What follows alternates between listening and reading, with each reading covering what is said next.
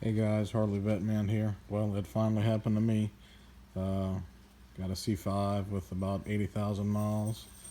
And a very common problem with these cars around that mileage with an automatic transmission is the shifter cable breaks.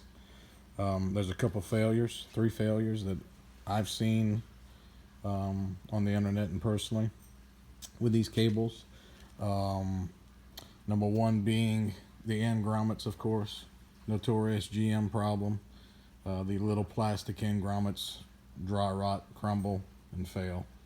Um, Next, they say on these particular cars with this particular cable, um, for some reason the cable will break and bend. Not sure about that.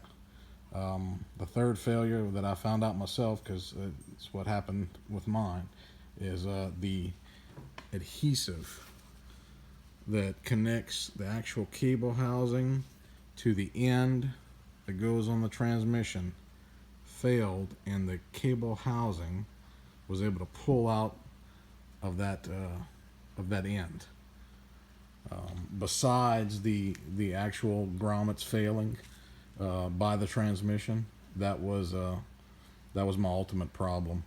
And of course, when I went to remove the shifter end, the little plastic grommet just crumbled in pieces. So it wouldn't have been long that would have failed also.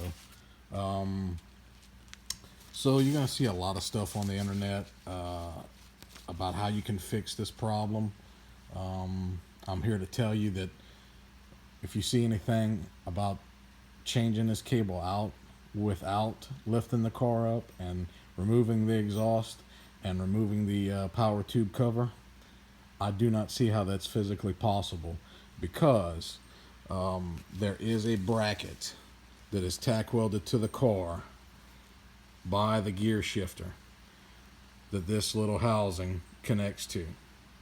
This was the hardest part of the job, is to release those little plastic locks up in that particular area. It was very hard to get to. What I ended up doing was using a big pair of channel lock pliers and reaching up there and releasing that lock. Um, that was probably the biggest part of the job. A lot of videos are going to tell you you're going to fight with the bracket that goes on the transmission side.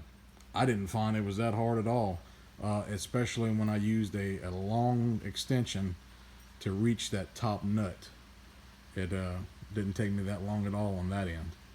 Um, here's my advice for tackling this job in your home garage. Secure a car high enough to where you can comfortably crawl under car. Um, I lifted mine probably about a foot and a half, somewhere around there, to where I could get under there, and of course make sure it's good and steady. Um, use penetrating oil on your nuts for your exhaust at the exhaust manifold. They're gonna be rusty. They're not gonna want to budge. My daddy always taught me to use crawl when I had a nut and a bolt that didn't want to come loose, and it hasn't steered me wrong yet. KROIL, good stuff. Highly recommend it. Spray it with that. Let them soak at least a half an hour, if not longer. Um, Use a electric impact, cordless or corded. You don't want to use something too strong, because you don't want to back those nuts off too fast, just in case they might snap that bolt. Um, Use an electric power drill or cordless drill to remove the bolts on the cover for the power tube. For some reason, GM uses a ton of bolts on this cover. Not sure if it's really needed that many, but they're there.